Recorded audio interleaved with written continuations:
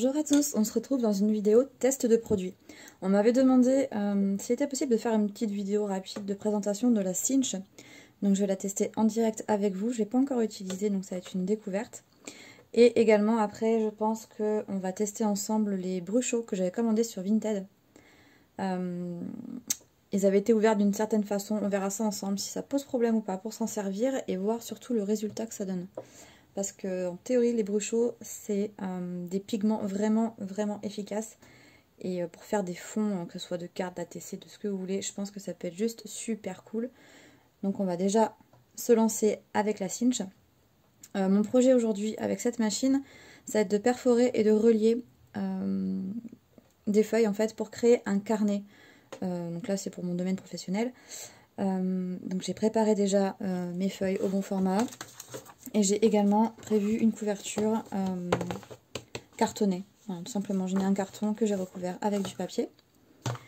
La Cinch. Du coup, pour l'ouvrir ici, vous avez une petite sécurité. C'est assez violent l'ouverture.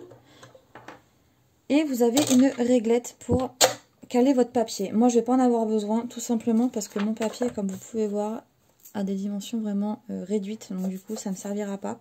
Puisque le milieu de la machine se situe ici. Donc moi, si je cale mon papier au minimum, je suis clairement pas au milieu de ma feuille. Donc ça, je vais pas m'en tenir compte. Ensuite, comment la Cinch fonctionne? C'est tout simple. Ici, vous avez des petits boutons qui représentent les trous qui vont être perforés dans votre papier. Donc moi, par exemple, pour mon format, il y a des trous que je ne veux pas. Exemple, le premier, je ne le veux pas, il sera dans le vide. Donc je le tire.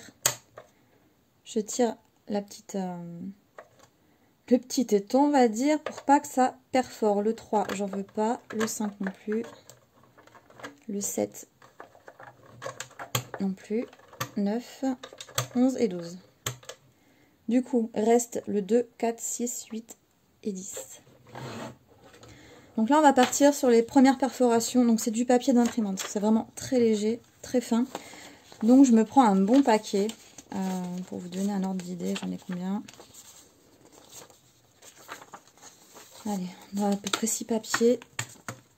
J'ai au préalable marqué au dos de ma feuille le milieu. Donc c'est super pratique, vous avez ici la réglette. Comme ça, vous pouvez marquer votre milieu. Là où ça va se compliquer, c'est pour bien centrer, sachant que je ne peux pas m'appuyer sur le côté. Donc je cale jusqu'à la butée. Et ensuite, j'ai plus qu'à baisser la poignée. Et on voit qu'il n'y a que ceux qui sont restés enclenchés qui s'abaissent.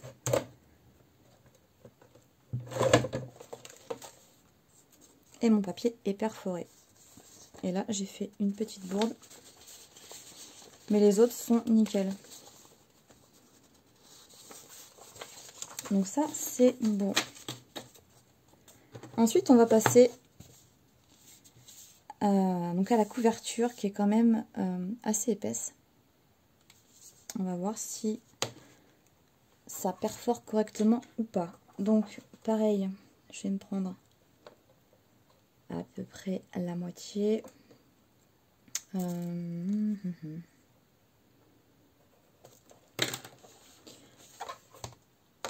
Je me cale. Donc là, je vais garder les mêmes.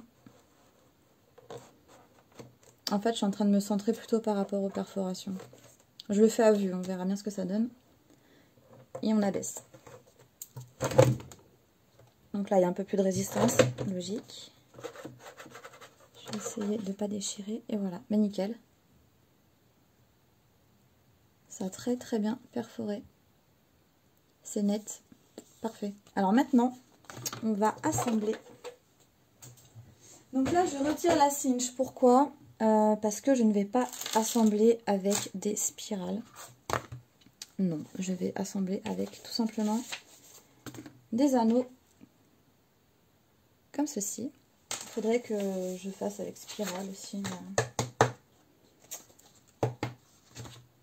Alors du coup, ceux-là, ils fonctionnent de cette façon. tout simplement. Donc je mets le dos de mon carnet.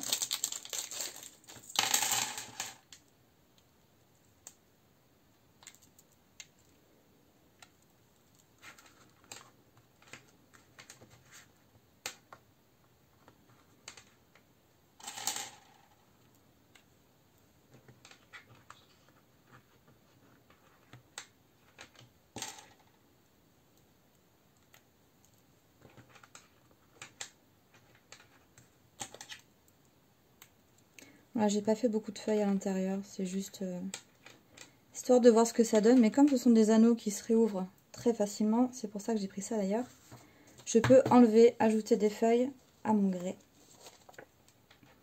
Contrairement aux spirales qui, une fois écrasées, ben en fait, votre carnet ou votre création ne peut plus être modifié, ou alors il faut changer de spirale. Et je referme.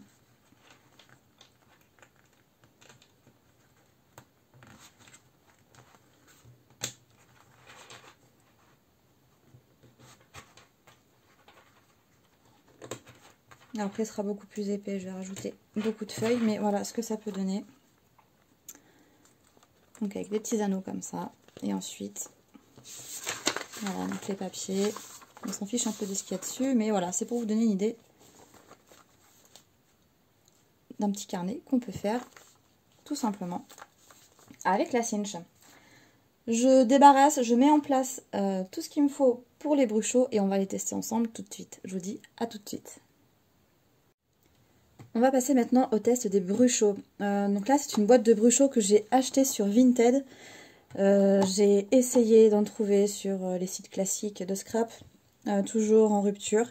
Je suis tombée par hasard dessus sur Vinted. J'ai dit, je saute sur l'occasion. Du coup, c'est pas moi qui ai fait les ouvertures sur les petits pots. Je pense que elle s'est acharnée dessus, clairement, pour essayer de les perforer. Mais ça fait l'affaire. J'ai testé rapidement sur un ou deux papiers. Ça va, ça coule pas trop. On arrive à se débrouiller comme ça. Du coup, ce qu'on va faire, on va tester sur un papier. Pour les aquamarqueurs, tout ce qui est aquarelle, aquarellable, puisque les bruchots fonctionnent avec de l'eau. Donc ça, tout le monde le connaît maintenant, c'est le fameux duo de papier de chez Action, un côté pour les feutres alcool, un côté pour tout ce qui est aquarelle. Donc en fait, bruchot, ce sont des pigments, moi j'adore parce que c'est vraiment de très beaux pigments qui sont très pigmentés, hein, c'est le cas de le dire. J'ai sélectionné deux couleurs, on va voir ce que ça va donner. Alors, tout simplement, grâce aux petites ouvertures, je vais saupoudrer mon papier. Alors faites attention à avoir en dessous quelque chose qui ne craint pas ni l'eau, ni les pigments, parce que ça tâche énormément. Donc là, on ne voit pas, mais j'en ai mis. Là, ça se verra un peu plus, ou pas. Et ensuite, en mettant de l'eau, donc plus on va mettre d'eau, plus ça va faire des taches. Là, par exemple, ça fait un peu, on dirait un peu des confettis. Plus je vais mettre de l'eau, plus ça va faire des taches, comment dire, mince, qui vont se mélanger. On peut rajouter de la couleur aussi par la suite. On voit la diffusion dans l'eau, c'est sympa.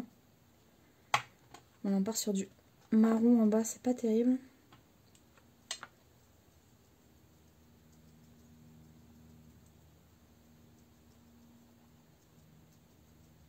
Ça peut faire un genre. Je vais essayer en rajoutant un peu plus d'eau.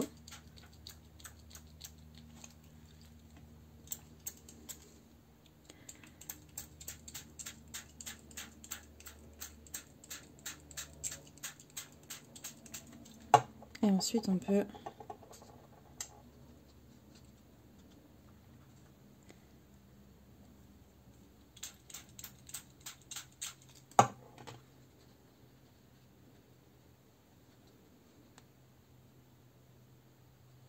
Bon, là, la couleur ne me satisfait pas complètement. Je pense que j'ai pas associé de bonnes couleurs. C'est pas grave. C'est comme avec les distress ou quoi. On peut faire un fond. C'est comme avec les peintures qu'on utilise avec la gel presse. On fait le fond, on attend que ça soit bien sec et ensuite on peut retravailler par-dessus avec d'autres couleurs. Ça se retravaille toujours. Donc là, j'avoue, la couleur n'est pas top. Mais bon, vous voyez un peu le principe du fonctionnement de ces pigments. Je vais vous montrer. J'ai fait 2 petits essais rapides juste avant. Je vais vous les montrer. Donc là, ce sera quelque chose que je vais retravailler, bien sûr. Soit de la même façon avec les brushos, une fois que ce sera sec. Ou pourquoi pas avec de l'acrylique sur une gel presse. Voilà, ça, vraiment ça tâche. Faites attention à ce que vous mettez en dessous. Hein. Moi j'ai une plaque en verre, donc ça va, ça se nettoie très bien. Alors je vous montre de suite mes premiers essais. Donc j'en ai fait un comme ceci. Donc là on voit que les pigments bleus ont moins été diffusés que le rose. Je trouve ça pas mal, ça peut faire un peu un thème espace, pourquoi pas. Quelque chose dans le genre. Et j'ai également fait celui-ci, donc je l'ai monté en carte. Donc là on est sur plus du vert un peu citron, du rose. Je trouve que les deux couleurs vont très bien ensemble. Donc, vous voyez, hein, ça c'est vraiment cracra, pas très joli, mais si on associe les bonnes couleurs, c'est plutôt pas mal. Donc tout simplement, c'est un fond que j'ai fait de la même façon sur le même papier. Je l'ai monté sur un cardstock de chez Action. Je suis venue faire un tampon ici. J'ai monté un sentiment en 3D. J'ai également fait petit drops ici également. Et là, c'est juste un tampon que je suis venue coloriser avec des feutres à alcool de chez Action. Donc, je suis désolée, c'est ma première colorisation au feutre à alcool. Je suis beaucoup plus à l'aise avec l'aquarelle, je vous l'avoue. J'ai testé, c'est plutôt pas mal. J'aime bien le rendu. Il va falloir que je me perfectionne là-dedans, il n'y a aucun problème là-dessus. Donc voilà, c'était pour vous montrer rapidement comment fonctionnaient ces pigments. Il y a différents rendus, plus ou moins vaporeux ou pas. Moi j'avoue que je préfère quand c'est bien diffusé comme ça, quand les couleurs sont bien diffuses et mélangées. Ça fait de très très très jolis fonds. Donc voilà pour ces 2 tests de produits. Je vous avais fait la cinch et là donc les pigments. C'était 2 produits qu'on m'avait demandé de montrer. Si vous avez d'autres produits que vous voulez que je teste, il y avait les feutres, justement les feutres à alcool, on m'avait demandé, mais bon, vu que ça fait un moment maintenant, je pense pas qu'une colorisation vous intéresse. Il y a plein de vidéos où les nanas elles gèrent les feutres à alcool pour les colorisations, il n'y a aucun problème. Moi je débute là-dedans, donc je sais pas si c'est vraiment utile que je vous le montre.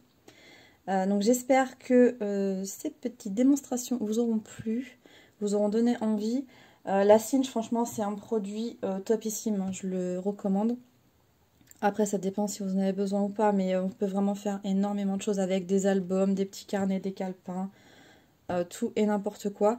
Je vais essayer rapidement, comme je disais, de me fournir en spirale pour vous montrer l'écrasement de la spirale, comment ça fonctionne.